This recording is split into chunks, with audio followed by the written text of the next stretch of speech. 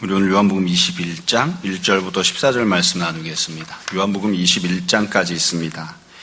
마지막 내용이고요. 21장에 크게 두 가지 내용이 들어있는데 지금 읽은 1절부터 14절 그리고 다음 주에 보게 될 15절 이후 내용 이렇게 되어 있습니다. 우리가 지난주까지는 요한복음 결론 부분에 대한 내용을 살펴보았죠. 세 가지 내용이 기록되어 있었습니다. 그래서 그 내용을 세 주에 걸쳐서 살펴보았고요. 그 이전에는 주님께서 부활하신 이후에 제자들을 찾아오셨던 사건 두 가지가 나옵니다. 첫 번째는 동산에서 주님께서 제자들에게 부활하신 몸을 보여주셨고, 두 번째는 문을 걸어 잠그고 집안에 있던 제자들에게 찾아가셔서 부활하신 예수님께서 자신을 보여주신 사건이 나왔어요.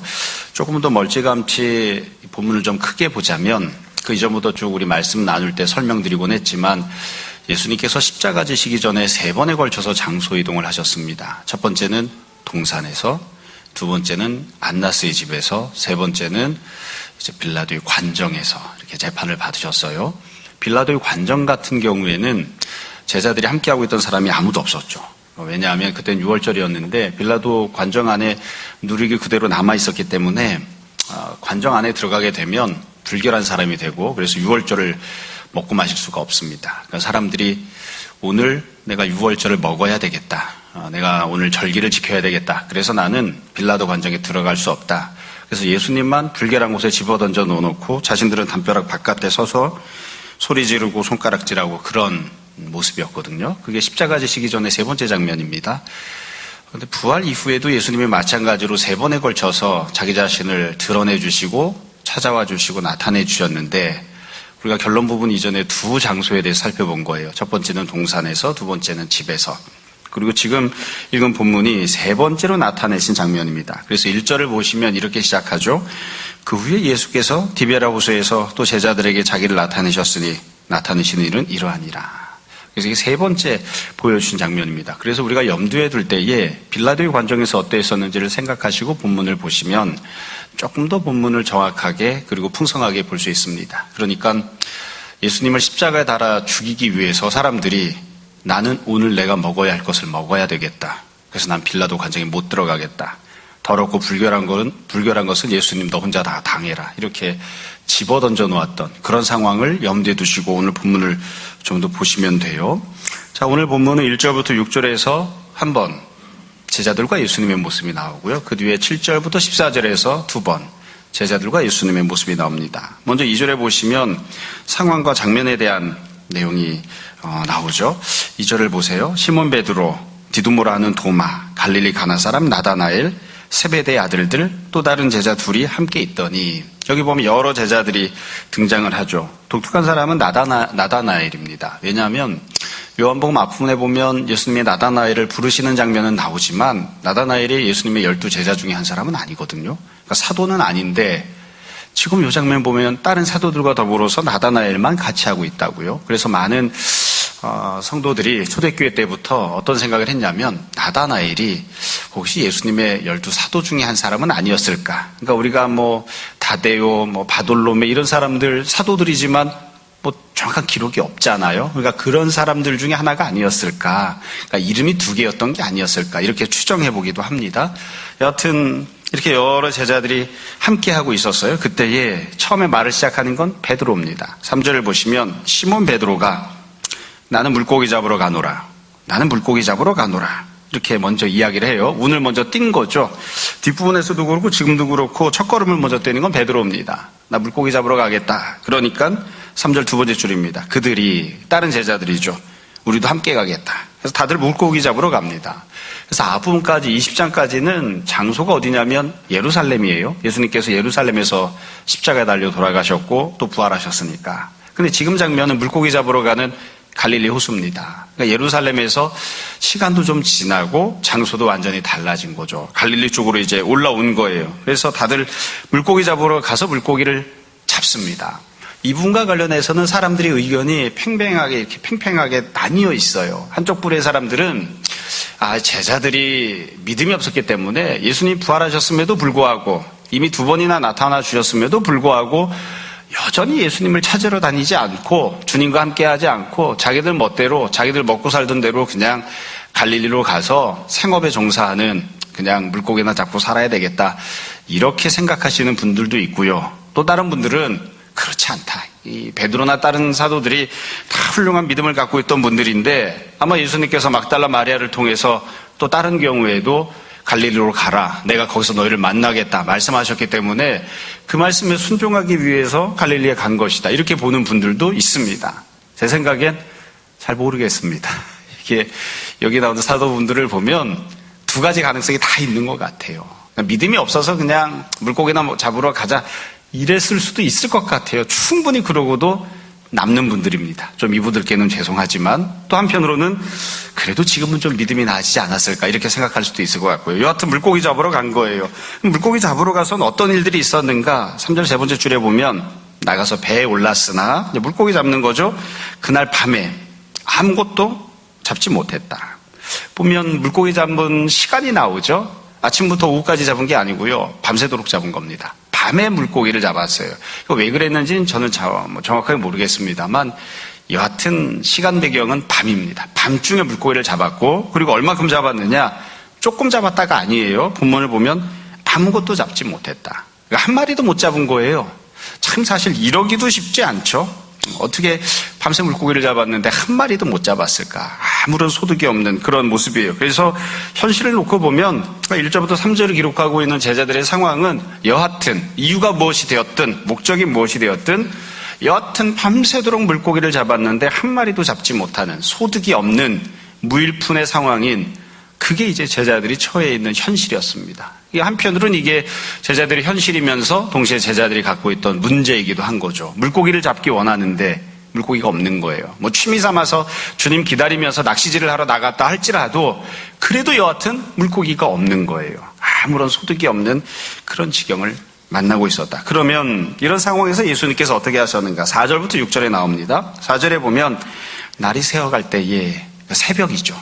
이제 어슴풀에 해가 떠오르기 시작하는 그런 새벽입니다. 밤새도록 다 시간이 지나고 날이 새어갈 때에 예수님께서 바닷가에 서셨습니다. 갈릴리 해안을 한번 생각해 보세요.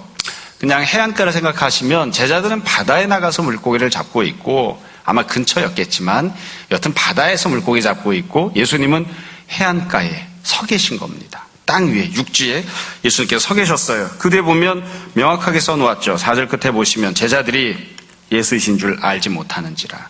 쳐다보고도 몰랐습니다. 여러분 왜 몰랐을까요? 예수님이라고 하는 사실을 왜 몰랐을까요? 두 가지 이유 때문이었을 것 같아요. 하나는 새벽이었잖아요. 그러니까 모든 것들이 다 어슴푸레하게 보이니까 지금 적어도 거리가 100m 이상 떨어져 있거든요. 그러니까 바다에 나가서 물고기 잡고 있으니 해안가에 서 있는 예수님이 누군지 명확하게 잘 안 보였을 거예요. 그러니까 우리라도 그랬겠죠. 그러니까 잘 안 보였기 때문에 예수님인 줄 몰랐을 것 같고요. 두 번째 이유는 이건 좀 신앙적인 부분인데요. 우리가 앞에 예수님께서 부활하신 뒤 제자들 찾아오셨을 때를 생각해 보세요. 제자들 예수님 못 알아봤습니다. 막달라 마리아가 예수님 만난 다음에 못 알아봤습니다. 제자들도 못 알아봤습니다. 그러니까 사실은 지금은 해가 이 중천에 떠서 명확하게 누구인지 얼굴이 보인다 하더라도 제자들은 저기 서 계신 분이 예수님이라고 하는 사실을 몰랐을 수도 있습니다. 조금 더 적나라하게 표현을 하자면 늘 아쉬움이 있기 때문에 이런 말씀들을 드리곤 하는데 예수님께서 제자들 배 타고 바다 건너게 하셨을 때 또 다른 여러 가지 사건이 있을 때 제가 늘 말씀드리죠. 우리가 늘 생각하는 부분입니다. 어려움이 있으면 문제가 있으면 예전에도 이런 종류의 문제를 예수님이 해결해 주신 적이 있거든요. 그리고 예수님께서 다른 종류의 모든 문제를 다 해결하실 수 있는 분이시니까 제자들의 마음속에 누군가를 보면 혹은 아무도 없어도 주님이 이 자리에 함께하고 계시면 얼마나 좋을까. 주님께서 계시면 이 문제를 해결할 수 있을 텐데 그런 기대하는 마음, 그런 소망, 그런 믿음을 품었더라면 해안가에 예수님이 서 계신 걸 보았을 때 누군가 서 계신 걸 보았을 때 제자들이 지금 이 본문에서 예수님이신 줄 몰랐다 이게 아니라 제자들이 마음속으로 저분이 예수님이셨으면 얼마나 좋았을까, 얼마나 좋을까, 혹시 예수님이실까 이런 마음을 품었다 이렇게 쓸 수도 있거든요. 근데 제자들이 그런 마음은 없는 거예요. 예수님께서 계셨으면 좋겠다는 소망이나 주님이 문제를 해결하실 수 있다는 그런 믿음이나 이런 게 없어요. 그러니까 그냥 예수님이신 줄을 몰랐다는 것으로 그냥 끝난 거예요. 자, 이 상황에서 예수님이 먼저 말씀 시작하십니다. 5절에 보면 예수께서 이르시되 얘들아 너에게 고기가 있느냐. 얘들아, 너에게 고기가 있느냐? 사람 다 쓸데없는 관심이 많아서 제자들 그래도 나이가 30대 후반에서 40살 넘었을 수도 있는데 예수님께서 얘들아 이렇게 부르셨어요. 얘들아, 너에게 고기가 있느냐? 질문하셨고 대답하되 없나이다. 여러분, 이 내용도 중요해요. 예수님께서 고기가 있는지 물으시잖아요. 문제가 무엇인지 예수님 알고 계세요. 제자들이 원하는 게 무엇인지 알고 계세요. 그리고 제자들이 없다고 대답을 해요. 그런데 여기서 기록한 내용 말고 또 중요하게 생각해야 될 부분이 있습니다. 여러분, 거리가 100m 이상 됩니다. 이야기할 때에 예수님께서 조곤조곤 말씀하신 건 아니었겠죠. 소리를 막 지르셨겠죠. 소리를 치시고 제자들이 그 목소리를 들었을 거란 말이에요. 그러면 예수님께서 이렇게 외치시는 소리를 듣고 나서 제자들은 왜 예수님이란 걸 몰랐을까요? 보고서도 몰랐죠. 지금 듣고서도 모릅니다. 예수님께서 갈릴리 바다에서 설교하신 적이 무수히 많이 있었습니다. 배에 타서 설교하시고 해안가에서 설교하시고 예수님께서 목청을 돋구어서 설교하신 때가 한두 번이 아니거든요. 그런 경험이 제자들에게 굉장히 많이 있었어요. 그럼에도 불구하고 지금 대화를 나눈 다음에도 모르는 거예요. 예수님이 누구신지 몰라요. 뿐만 아니라 똑같습니다. 제자들은 없습니다. 물고기 잡은 게 없습니다. 물고기 잡은 게 조금밖에 없습니다가 아니라 하나도 없잖아요. 하나도 없습니다. 이렇게 대답을 해요. 그리고 나서 우리가 갖는 아쉬움은 그거예요. 앞에서 말씀드렸던 내용과 똑같습니다. 왜? 제자들은 주님, 어떻게 해야 물고기를 잡을 수 있습니까? 묻지 않아요. 묻지도 않고 물고기를 많이 잡게 해주십시오. 기도하지도 않아요. 그러니까 이분이 예수님이란 걸 모르고 또 예수님을 향한 기대나 소망이 없기 때문에 그냥 단순히 자기의 현실에 대해서만 이야기하는 거예요. 난 없습니다. 힘듭니다. 죽을 지경입니다. 이게 나의 문제입니다. 이걸로 끝났어요. 예수님이 바로 앞에 계신데 보고도 듣고도 아무것도 주님께 구하지 않죠. 그런 뒤에 예수님께서 말씀하십니다. 6절 이르시되 그물을 배 오른편에 던지라. 그리하면 잡으리라. 예수님이 말씀하셨어요. 오른쪽으로 던져라. 그래서 이에 던졌더니 물고기가 많아 그물을 들 수 없더라. 여러분, 예수님께서 오른쪽으로 던지라고 하셨는데 제가 어렸을 땐 그런 설교도 많이 들었습니다. 배 오른쪽으로 던지라라고 하는 설교가 이 본문이 오른쪽이 영어로 right잖아요. 제가 어렸을 때 아주 인상 깊게 들었던 설교는 그거예요. 오른쪽으로 던지라 해서 right라고 하는 단어를 어떤 목사님이 찾아보셨대요. 왜 오른쪽이었을까? 하필이면 찾아보았더만 영어 사전에 right라고 하는 오른쪽이라고 하는 단어가 위쪽이라는 뜻도 있답니다. 저는 잘 모르겠습니다만. 그래서 이게 하나님을 바라보고 그물을 던지라는 뜻이다. 이렇게 들으면서 얼마나 은혜를 많이 받았는지 몰라요. 말도 안 되는 소리예요. 혹시 여러분 은혜 받으실까봐. 말도 안 되는 소리예요. 그냥 진짜로 오른쪽으로 던지라는 거예요. 사실 현실적으로만 생각하면 제자들이 밤새 물고기 잡으면서 오른쪽으로 안 던져봤을까요? 던져봤겠죠. 줄기차게 밤새 왼쪽으로만 던졌을까요? 아니에요. 오른쪽도 던져보고 왼쪽도 던져보고 그래도 다 물고기를 못 잡았는데 지금 예수님께서 말씀하신 거예요. 오른쪽으로 던져봐라. 이거는 현실적으로 제자들이 멍청하고 어리석어서 경험이 없어서 물고기 많은 쪽이 어딘지를 몰라서 이렇게 허탕을 쳤다가 아니라 원래 물고기가 없는데 물고기 잡을 수 없는데 주님께서 그냥 은혜를 베푸신 거죠. 은혜를 베푸신 거예요. 여하튼 예수님께서 말씀하셨고요. 그 결과 물고기를 많이 잡았습니다. 이게 1절부터 6절까지 첫 장면이에요. 그래서 이 내용을 간단하게 이야기하면 아주 간단하고 명료합니다. 제자들이 문제가 있었습니다. 제자들이 어려움이 있었습니다. 제자들이 수중에 아무것도 잡지 못하는 상황이었습니다. 그러나 예수님께서 말씀하시고 주님께서 은혜를 베푸셔서 제자들로 하여금 다 끌어올릴 수도 없을 만큼 물고기를 많이 잡도록 문제를 해결해 주시는, 은혜를 베풀어 주시는 그런 사건이 벌어진 겁니다. 자, 이게 배경적인 역할을 합니다. 이렇게 첫 번째 제자들과 예수님의 모습이 나왔어요. 더 중요한 건 그 뒤에 나오는 7절부터 14절입니다. 두 번째, 제자들과 예수님 사이의 모습이 다시 나옵니다. 이 부분이 진짜 중요한 부분이에요. 자, 그럼 7절. 두 번째, 그 뒤에 어떤 일이 어떻게 벌어졌는가. 7절에 보면 예수께서 사랑하시는 그 제자가 요한입니다. 요한복음을 쓴 요한이에요. 베드로에게 말을 해요. 주님이시라. 복잡하게 말하지 않았습니다. 아주 간단해요. 요한이 베드로를 향해서 이야기한 거예요. 다른 사람들에게도 듣게끔 얘기했겠지만 특별히 베드로를 쳐다보고 이야기했어요. 주님이셔. 아주 간단하게 얘기했어요. 주님이셔. 이 부분을 보면 여러분들도 그런 생각 하실 거예요. 어떻게 알았을까, 요한은? 어떻게 알았을까? 사실 지금 여전히 멀리 있잖아요. 보이지 않아요, 잘.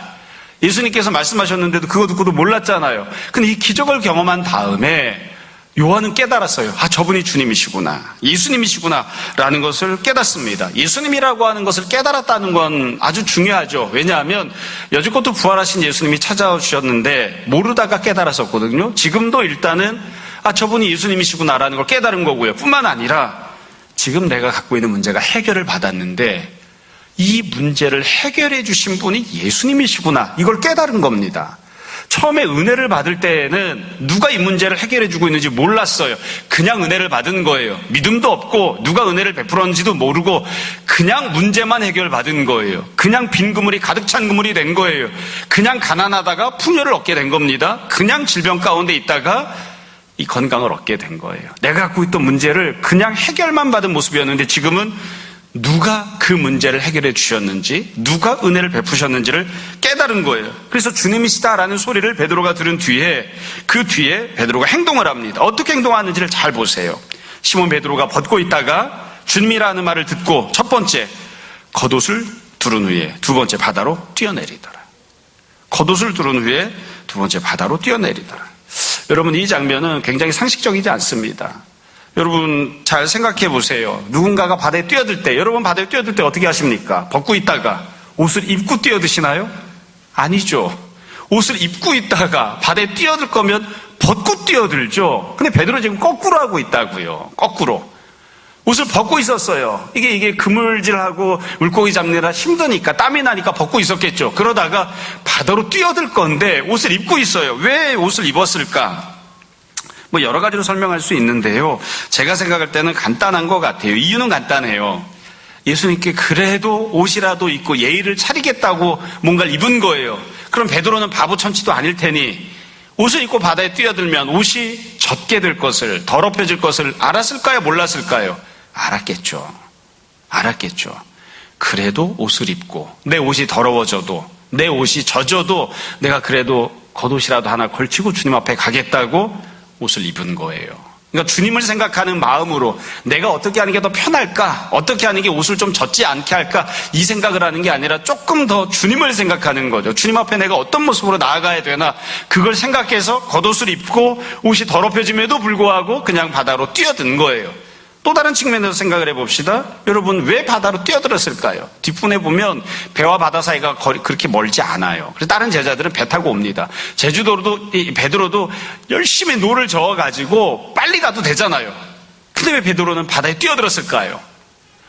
조금이라도 더 빨리 예수님께 가기를 원한 거예요. 조금이라도 더 빨리. 사실 그 시간 차이가 1시간, 2시간 차이가 나는 것도 아니에요. 5분, 10분 차이가 나는 것도 아니에요. 몇 초만 차이가 나는지도 모르겠습니다.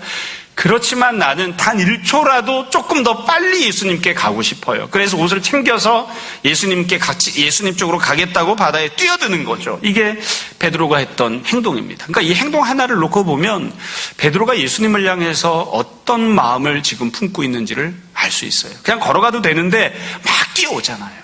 막 뛰어오는 겁니다.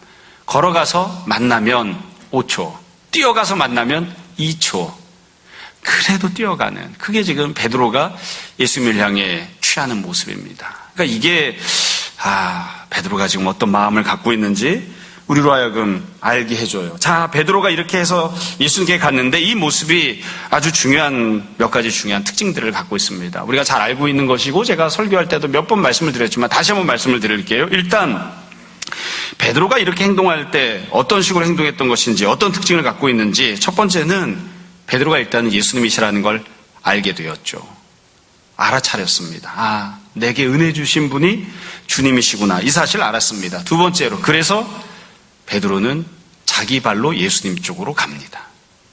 예수님께서 베드로를 찾아오시는 게 아니고, 예수님께서 바다 위를 걸으셔서 베드로에게 오신 게 아니라 지금은 베드로가 예수님 편으로 갑니다. 이게 제일 중요한 특징이에요.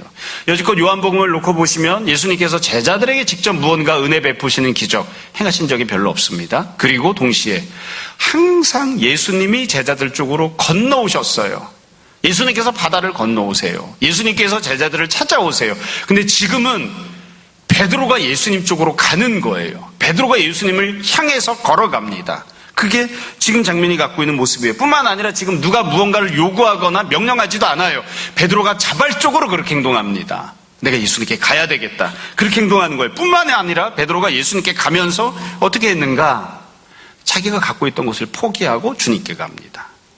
이것도 우리가 이 본문 읽을 때마다 목사님들마다 조금씩 다르게 설교하시는 부분이곤 한데, 이 장면에서 보면 어떤 분들은 뒤에 물고기 잡은 숫자가 나오거든요. 153마리.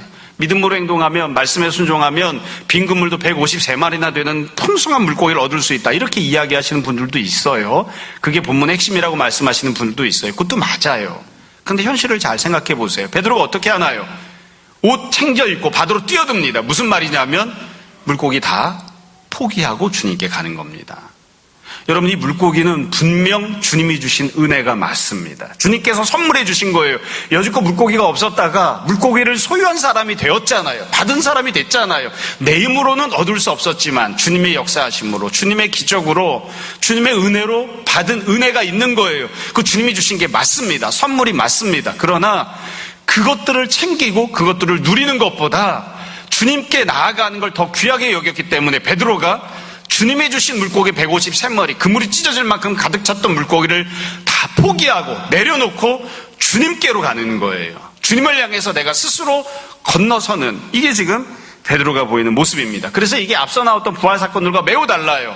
예수님께서 부활하셨을 때 제자들이 예수님 찾아가지 않았습니다. 예수님이 찾아오셨어요. 심지어 예수님께서 부활하셨다는 소식을 들었죠. 그래도 제자들은 방 안에 다 둘러앉아서 문 걸어 잠그고 자기들끼리 앉아 있었습니다. 예수님 찾아나가지 않았어요. 그 선을 넘어서 들어오신 분은 예수님이세요.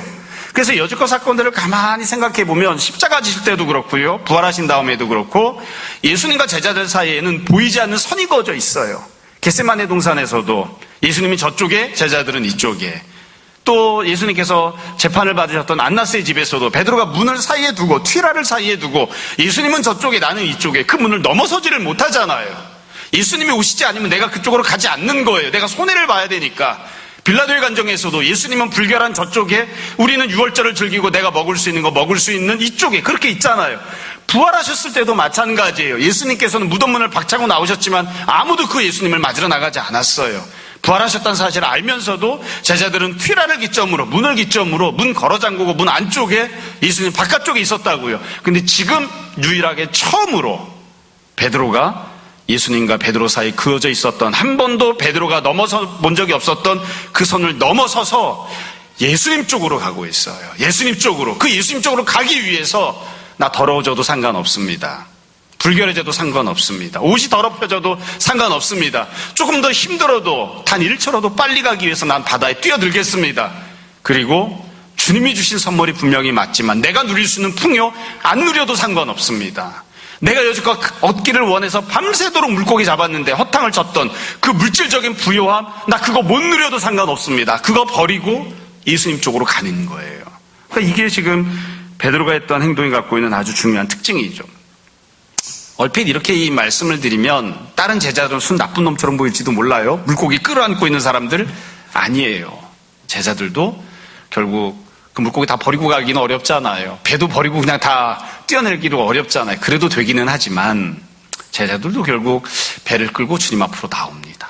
다 주님 앞으로 나오는 사람들이 됩니다.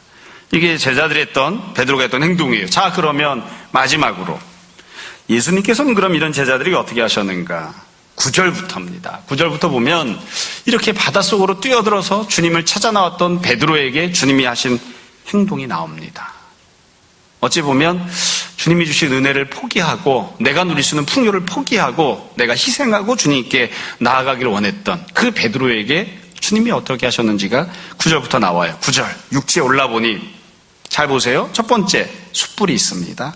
두 번째, 생선이 있고요. 세 번째, 떡도 있습니다. 이 표현은 참 묘하게 돼 있죠. 여러분, 숯불이 있다고 하는 것은 주님께서 이미 제자들이 보기 전부터 준비를 하셨다는 뜻입니다. 해안가에서 그 갈릴리 해변에서 숯불을 막 구해가지고 이 숯불을 피운 게 아니라 주님께서 여기 오시기 전에 숯불을 준비해 두신 거예요. 준비했던 숯불을 들고 오신 거예요. 생선만 있는 게 아니라 무엇이 있습니까? 떡이 있죠. 떡이.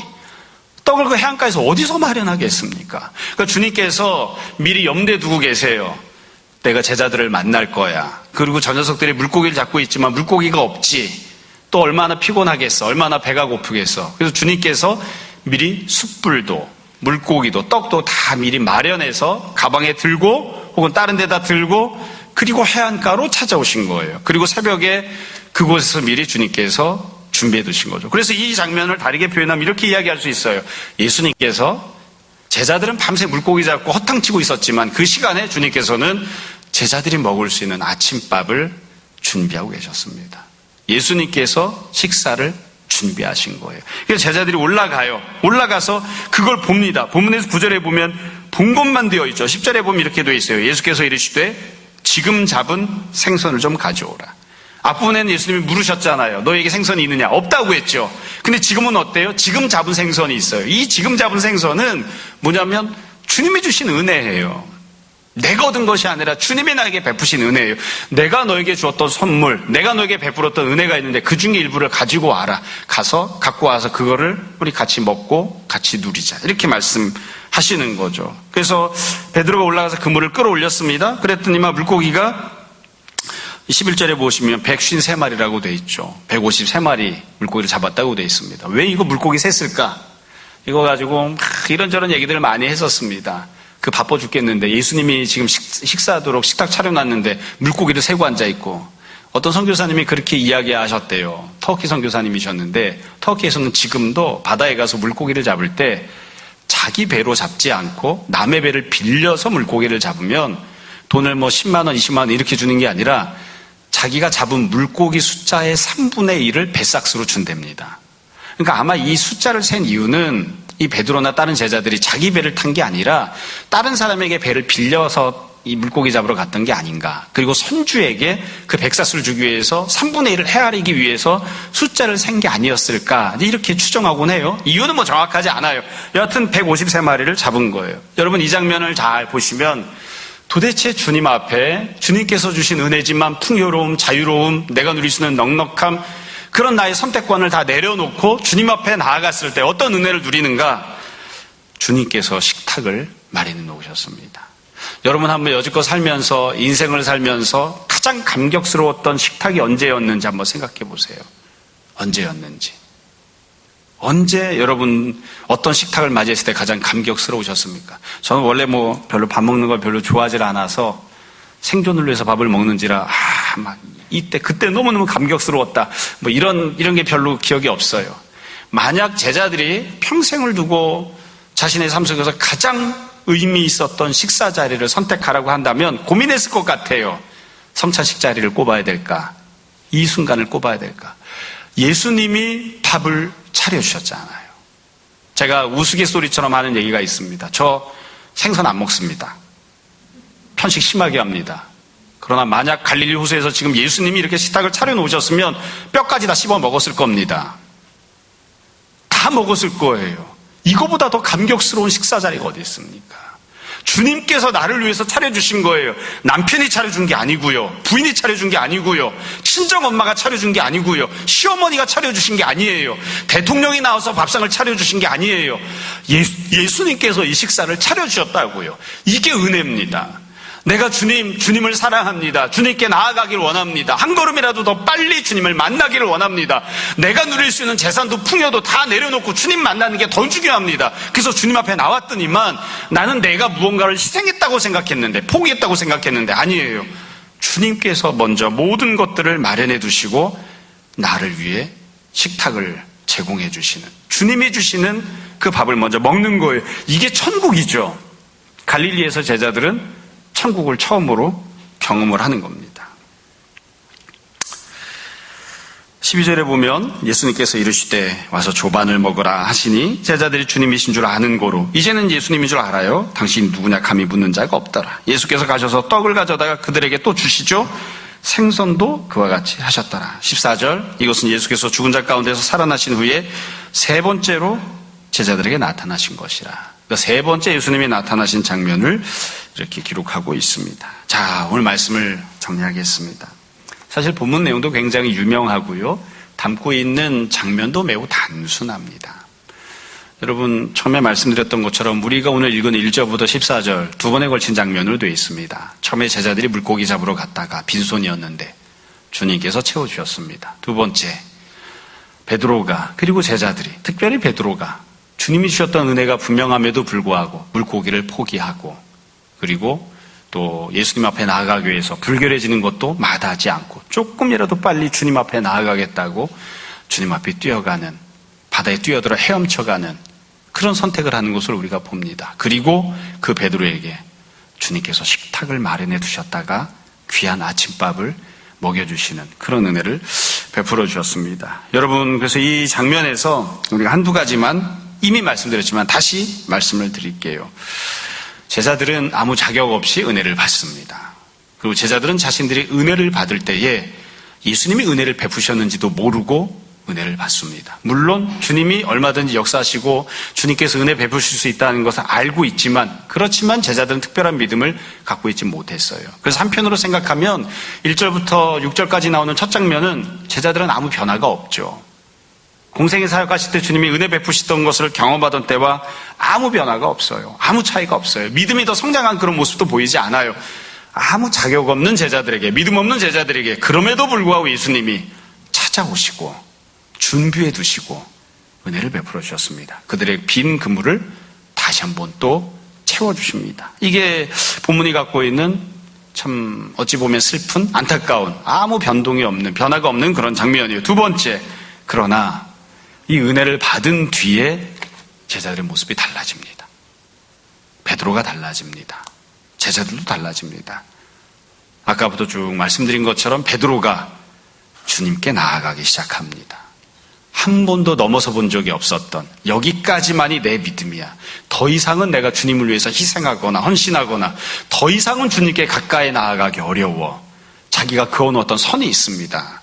한 번도 넘어서 본 적이 없었던, 심지어 십자가 고난 때도 넘어서지 못했고 부활을 목격한 다음에도 넘어서지 못했던 그 선을 베드로가 스스로 자기 발로 걸어서 넘어갑니다.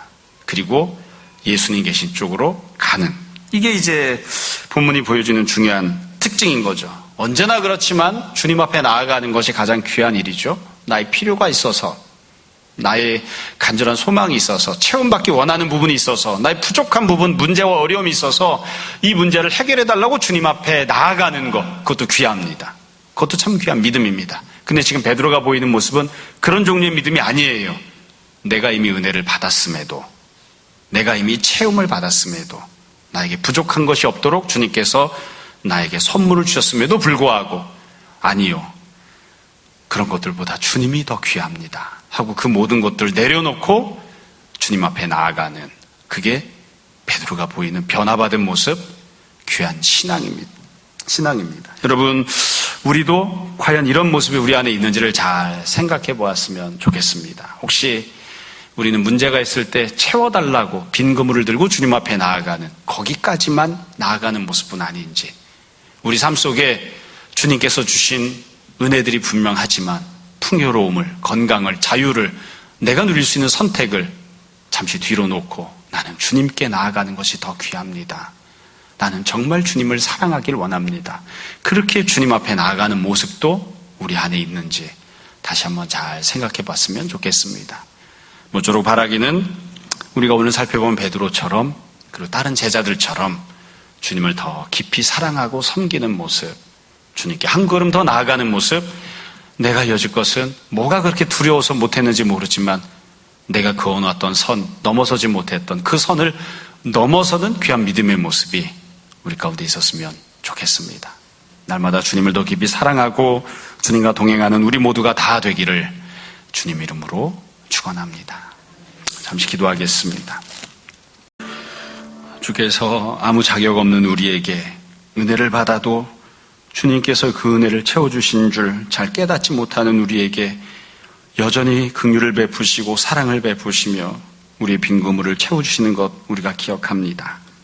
아버지 하나님, 우리로 눈을 들어 주님을 보게 하시고 내가 받아 누리는 은혜와 풍요로움들이 다 주님께서 베푸신 선물임을 고백하게 하시고, 또 할 수 있는 대로 주님, 우리 마음의 감동을, 또 믿음의 성장을 허락하여 주셔서 우리가 잠시 그런 것들을, 내 손에 쥐고 있는 것들을 내려놓고 주님 앞으로 열심히 달려나가는 그런 제자들 모습 되게 하여 주옵소서.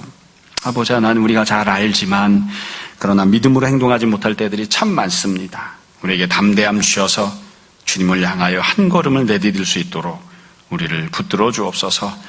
우리가 주님 사랑하여 드린 예물들이 있습니다. 주의 영광 위하여 쓰이기 원하며 이 모든 말씀 예수님 이름으로 기도합니다.